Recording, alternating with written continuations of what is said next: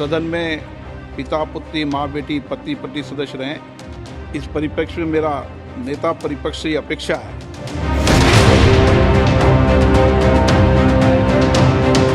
जो सदन की मर्यादा और प्रतिष्ठा के अनुरूप रहना चाहिए। मैं पुनः आग्रह करता हूं, इस सदन में विशेष रूप से प्रतिपक्ष के नेता से तो ये अपेक्षा की जाती है कि वो आचरण रखें।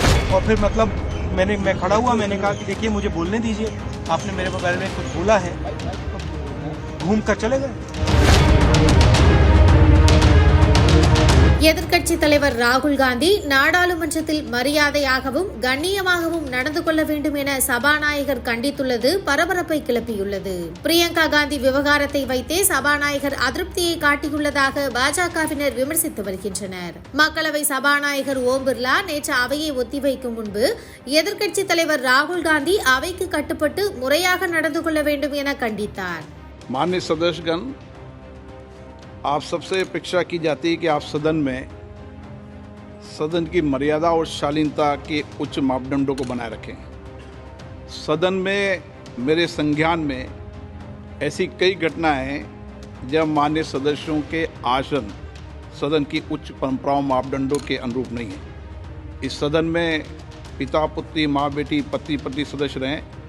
इस परिप्रेक्ष्य में मेरा नेता परिपक्ष से अपेक्षा है कि लोकसभा प्रक्रिया का संचालन नियम 349 के वर्णित सभा में पालनीय नियमों के अनुरूप सदन में आचरण व्यवहार करें जो सदन की मर्यादा और प्रतिष्ठा के अनुरूप रहना चाहिए। मैं पुनः आग्रह करता हूं, इस सदन में विशेष रूप से प्रतिपक्ष के नेता से तो ये अपेक्षा की जाती है कि वो आचरण रखें। ராகுல் காந்தியிடம் சபாநாயகர் கரார் காட்டியது ஏன் என்ற கேள்வி வந்தது.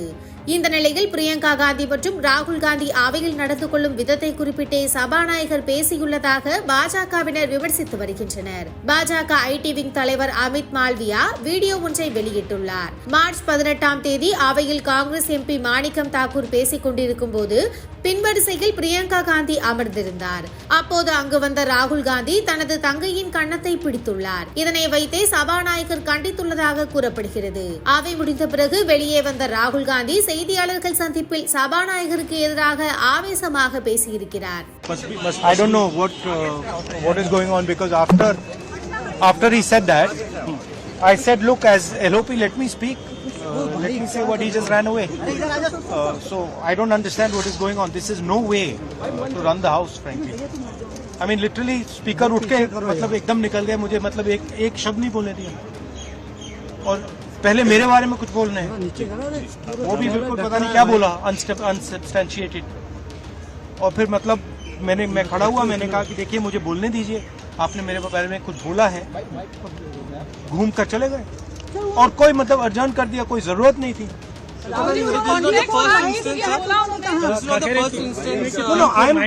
मुझे हाउस में जब भी मैं उठता हूँ एक कन्वेंशन है, लीडर ऑफ ऑपोजिशन को बोलने दिया जाता है। भैया ये माइक मेरे मुंह में पीछे। लीडर ऑफ ऑपोजिशन को एक कन्वेंशन है कि बोलने दिया जाता है। जब भी मैं खड़ा होता हूँ मुझे बोलने नहीं दिया जाता, ठीक है। तो पता नहीं मतलब ये किस प्रकार से हाउस चल रहा है, जो हम कहना चाहते हैं हमें कहने नहीं देते।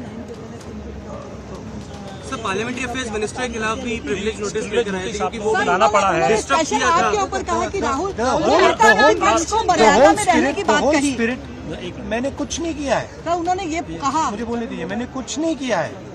मैं बिल्कुल शांति से बैठा था, मैंने एक शब्द नहीं बोला,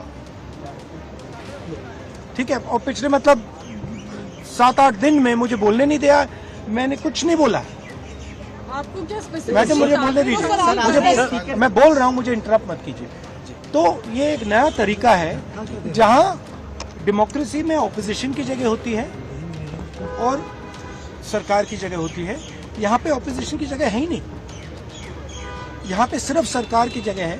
और हम उस दिन प्रधानमंत्री जी ने कुंभ मेला के बारे में बोला, मैं अपनी बात जोड़ना चाहता था, मैं कहना चाहता था हाँ बहुत अच्छा है कि कुंभ मेला हुआ, और मैं बेरोजगारी के बारे में भी कुछ कहना चाहता था, नहीं बोलने दिया। तो अब पता नहीं मतलब स्पीकर की क्या थिंकिंग है, क्या अप्रोच है, बट सच्चाई ये है कि हमें नहीं बोलने दिया। और हम हमारी पार्टी विपक्षी मेन पार्टी है, मैं लीडर ऑफ ऑपोजिशन हूँ, तो ये बिल्कुल नॉन डेमोक्रेटिक स्टाइल से चलाया जा रहा है। Will you try to meet